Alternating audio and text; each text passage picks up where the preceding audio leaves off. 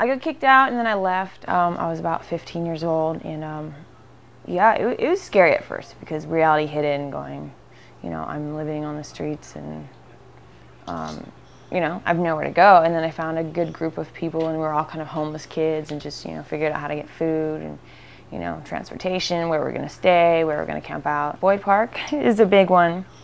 In Santa Fe, we just camp out up in the hills, you know, where the cops wouldn't bother us. You know, there's a historical building there. We used to sleep underneath, you know, the rafters. Libraries, you know, in random people's houses, we'd couch surf. And almost 3 years ago, when I got pregnant, I was living in an apartment, and I was sharing a bedroom, or sharing, you know, the apartment with another person. And Jimmy was staying with me at the time. You know, I was kind of discovering who I was, you know, like fresh 21, 22. I was, you know, partying a lot. You know, I was the first one to have a baby, so everyone pretty much disappeared, ditched me, didn't want to hang out. You know, I couldn't go out and party or you know, hang out like that, and so I realized that a lot of people weren't who I thought they were, but, you know, my true friends did stick with me, and I still have them to this day, so. Hendrix affected me being stable. I mean, it woke me up. Literally, I had to grow up in 9 months, you know what I mean? Completely, and I say he saved my life.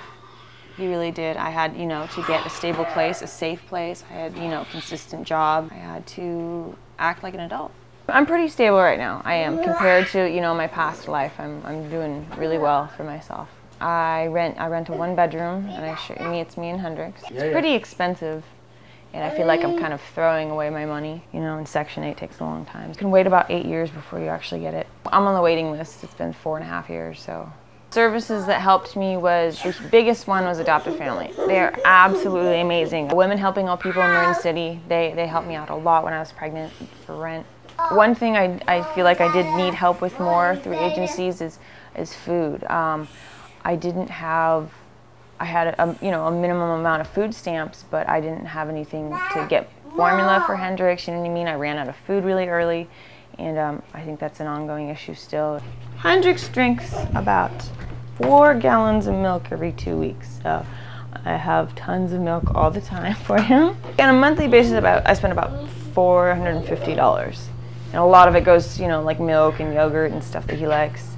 Managing my finances, that's probably the hugest thing.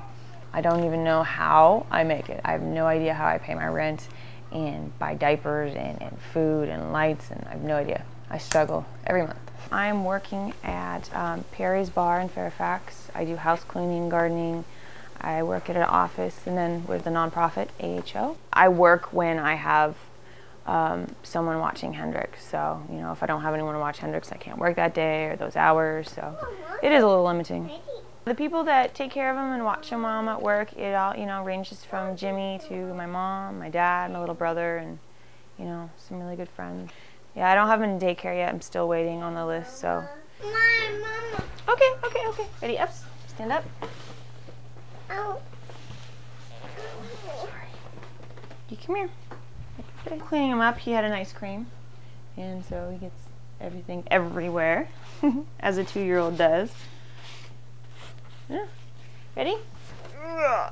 Say thank you, Mama. Thank you, Mama. Okay. I definitely sacrifice a lot for him. I would think I would be in school right now, and I still can go, but you know, most people, you know, oh, I want a new pair of jeans or a new pair of shoes. You know, I don't do that. I you know, put him first, of course, and get him everything, but yeah, I actually rather sacrifice that instead of being, you know, almost selfish in a way for myself. It teaches you to be humble